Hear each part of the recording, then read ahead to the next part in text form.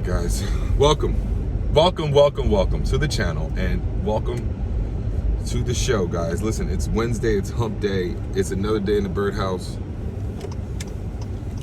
and listen, it's not always easy.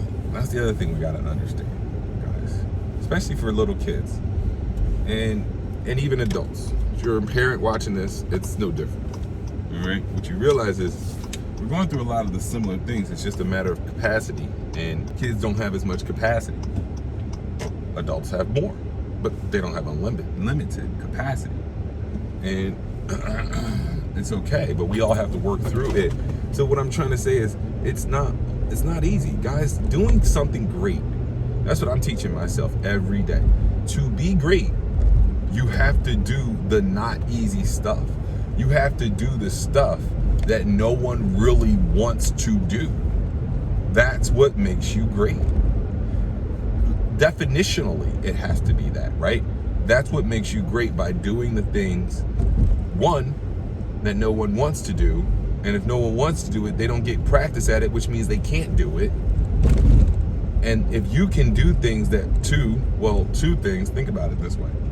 If you can do, one, the things no one wants to do, and the things no one can do, I mean, that's the definition of greatness.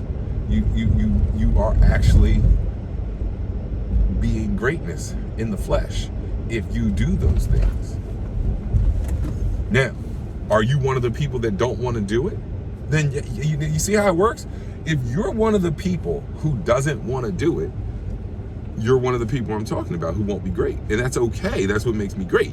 See, that's how you have to think about it. If everyone did the things that it's almost oxymoronic to say that if everyone did the things that no one wants to do. It doesn't make sense.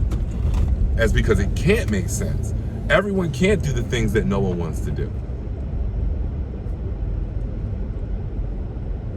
Right? So if you do the things that no one wants to do, isn't that the definition of greatness? It is. That's why I always say, if you put flour and eggs and sugar in a bowl and mix it up and then put it in the oven, what do you get? Cake. You get a cake. It's so simple, though. Even the kids know that. You get a cake. You get a cake. Like, if you do that, that's what's going to happen. Now, if you want a hamburger, that's not the right way. But if you put flour, sugar, eggs, whip it, put it in the oven, you're gonna get a cake. If you do the things that no one wants to do, you're gonna be great. You are greatness in the flesh if you are doing the things that no one wants to do.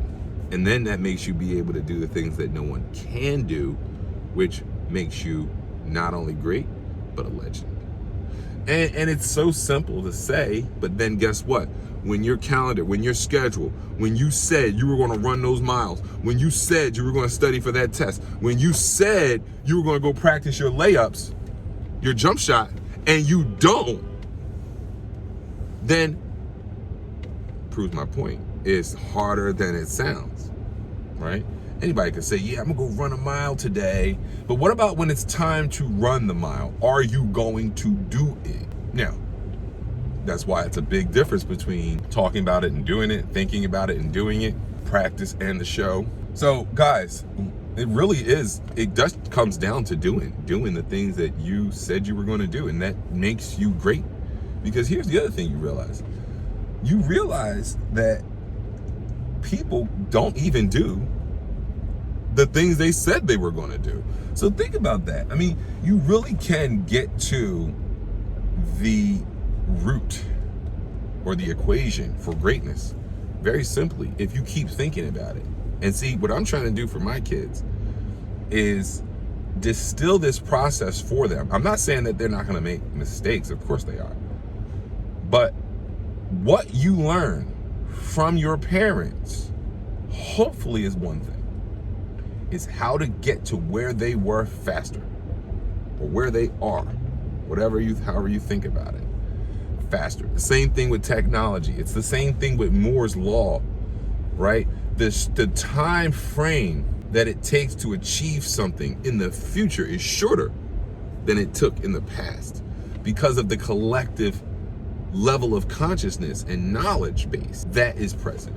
So something that took you a month to produce or create back in the 90s or 10 years ago, it should take you a day today because of the tools, the technology, the level of understanding that we have is just simply higher. So when you go to create or do, I'm not going to go too deep into that. I digress. My point is what children can understand from their parents. If they don't understand anything else, it's how to get where they were in life faster.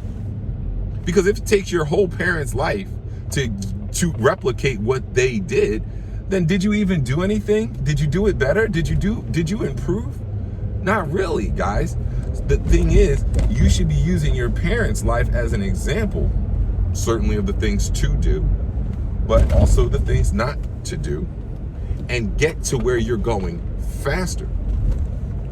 That's the thing I tell my kids, and that's what I'm teaching them. I'm like, hey, listen, guys, no one said you're not gonna make mistakes, but here's the thing you need to take from life and your parents and all the resources and opportunities that you have right now, is how do you get to where you wanna go faster? That's it, faster. Same thing, if you had a kid, say you're a kid and you have a dad who plays basketball and you have a dad who doesn't play basketball, which kid will be better at basketball, right? Like think about it like that, first of all. Just phrase it that way to start.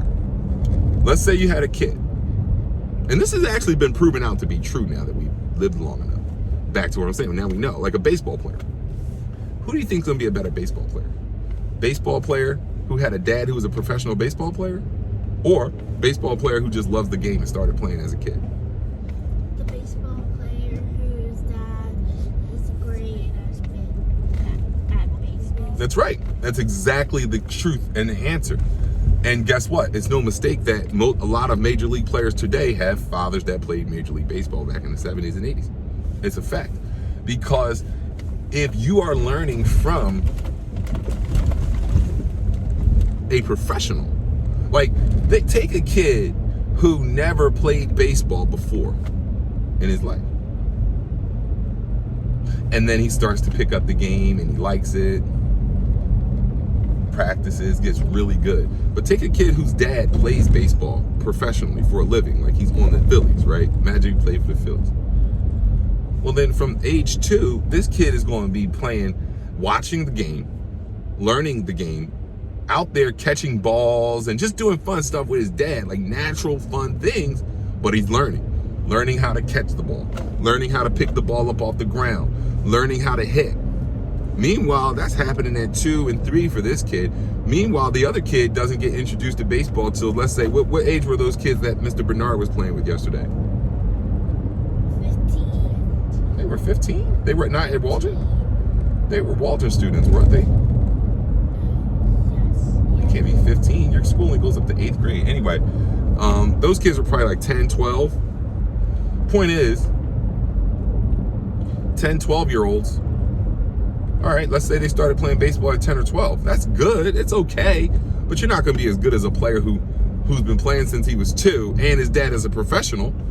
His dad can teach him so much more about the game than you could ever learn. He's in the house with him. He's in the car having conversations. When he goes out to play, he's catching balls from a major league player. It's just no way you can get that level of practice on your own. What I'm trying to say is that's exactly the point. You're supposed to surpass your parents. You're supposed to learn what you can from your parents by listening and watching to get to where they're going faster in your life, right? So when you are living your life, you're taking your parents' advice and their experiences with you. And you're using them to make decisions on how you're going to do things better. And that's the other thing. If you have multiple kids, you'll see which kids listened and which kids didn't. And it'll show. In 20 years, it will show. And you'll be able to pinpoint exactly it. You'll be saying, wow, this kid listened, followed.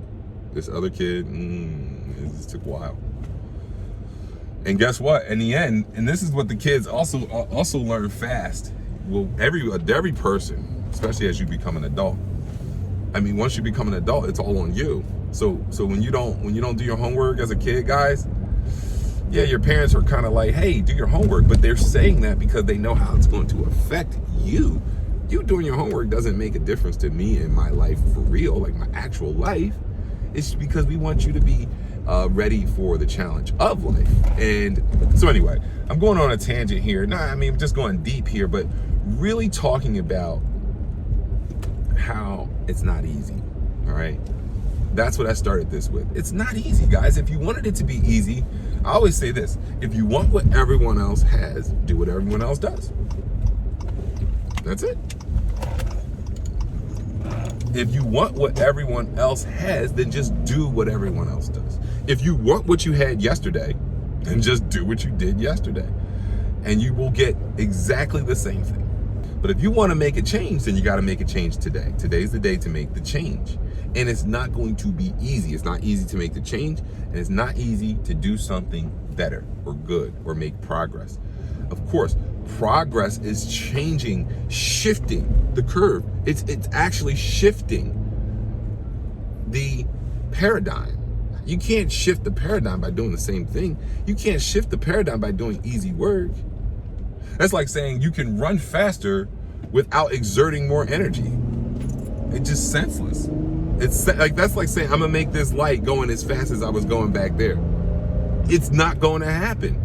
But these things sound so basic, but when you put them into practice and start utilizing them in your life, you realize, wow, I have to speed up to go faster.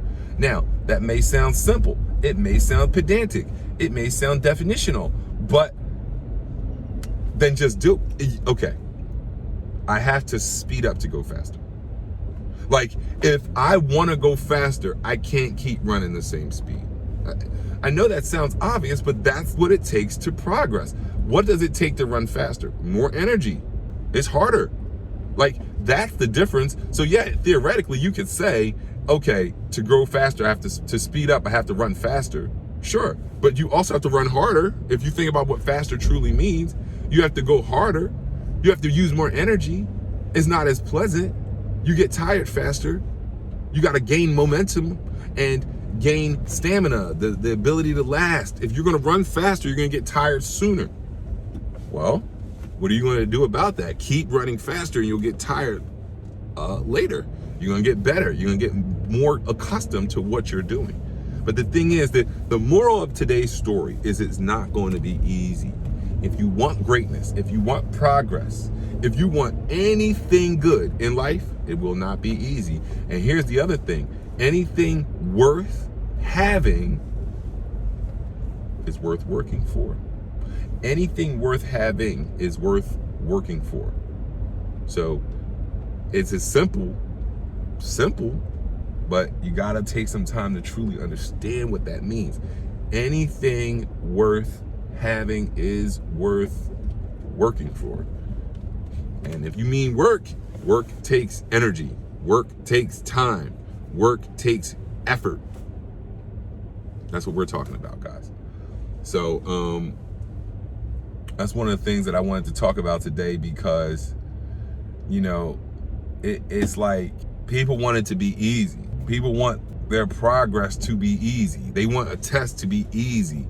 They want making money to be easy. They want being wealthy to be easy. They want greatness to come easily. I don't understand that. It just simply can't. So anyway, that's the show for the day.